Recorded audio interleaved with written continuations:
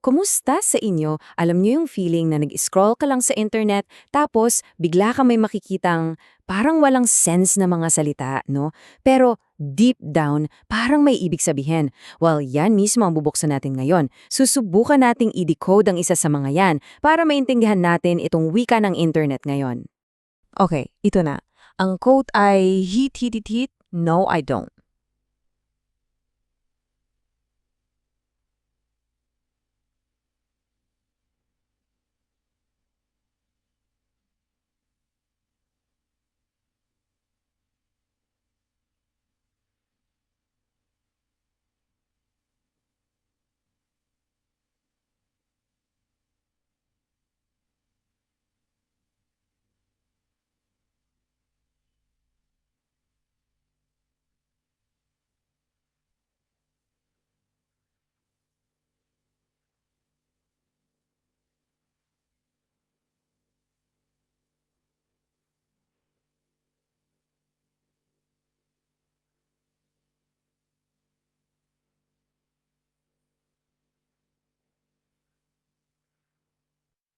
Yun lang. Ganyan lang talaga siya as in walang bantas, walang anumang clue, parang error message lang sa computer, 'di ba?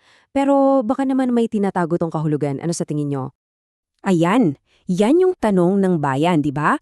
Ano kaya ang posibleng ibig sabihin yan? So ang gagawin natin ngayon, para tayong mga detective, pagsasama-samahin natin yung mga piraso ng puzzle na to. Game, simulan na natin tong investigasyon. Sige, part 1. Subukan nating i-crack yung GOAT code. Ang pinakauna nating clue, at super importante nito ha, ay yung mismong title ng video kung saan nanggaling yung quote. Ang title? Normal Skill versus the GOAT. Dito pa lang, naku, may malaki na tayong int. So ano ba yung GOAT? Siguro pamilyar na kayo dito, pero yan ay isang acronym para sa Greatest of All Time. Yun yung tawag mo sa, alam mo yun, sa pinakamagaling sa larangan nila. The best of the best. Mahalaga yan, tandaan natin yan. Okay, so yung format pala ng video versus shy, di ba? Isang paghahamping. Sa isang side, andoon yung normal skill. Yun yung okay lang, yung karaniwan. Tapos sa kabila, andoon yung the GOAT. Ito yung, alam mo yun, yung astig, yung next level, yung nakakagulat na galaw. Isa itong classic na meme format, di ba? Ginagamit yan sa mga nakakatawang comparison o kaya para lang magpakitang gilas.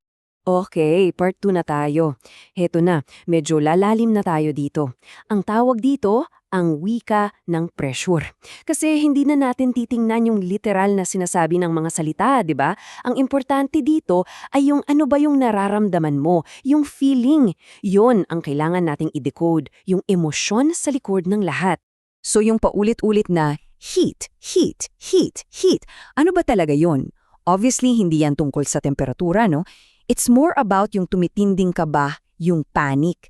Alam mo yun yung feeling ng intense na action, yung pressure na parang sasabog ka na at yung pakiramdam na, ay naku wala na, nawawalan ka na ng kontrol. Ganong klaseng sitwasyon.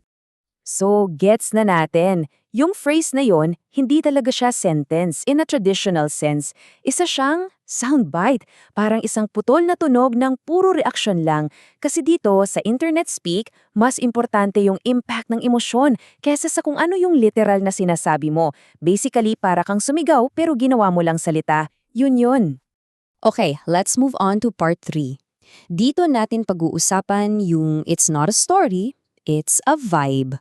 At dito na talaga natin maiintindihan kung bakit sobrang effective ng ganitong content lalo na sa mga platform na puro short videos, di ba?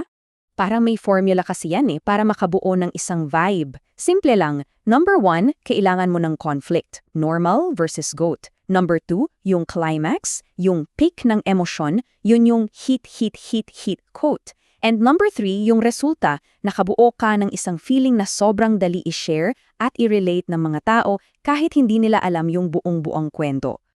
At bakit sobrang effective nito? Dahil sa isang numero, 8 segundo, 8 seconds. Yan daw ang average attention span ng isang tao online. Grabe no? Kaya sobrang crucial na sa unang ilang segundo pa lang may tama na agad sa emosyon. Hindi mo na kailangan ng mahabang-mahabang kwento. Isang malakas na vibe lang. Solve na. Okay, so andito na tayo sa huling part. Paglalagom na. Dito natin pagsasama-samahin ng lahat ng pinag-usapan natin. Oras na para buuin yung puzzle at makita kung paano yung isang bagay na parang ang gulo-gulo sa simula ay nagiging isang buo at malinaw na paraan ng komunikasyon. So, para i-breakdown lahat, ganito yan. Yung title, yung normal vs GOAT, hindi lang yan simpleng comparison. Isa na yung pamilyar na meme format na alam na ng mga tao.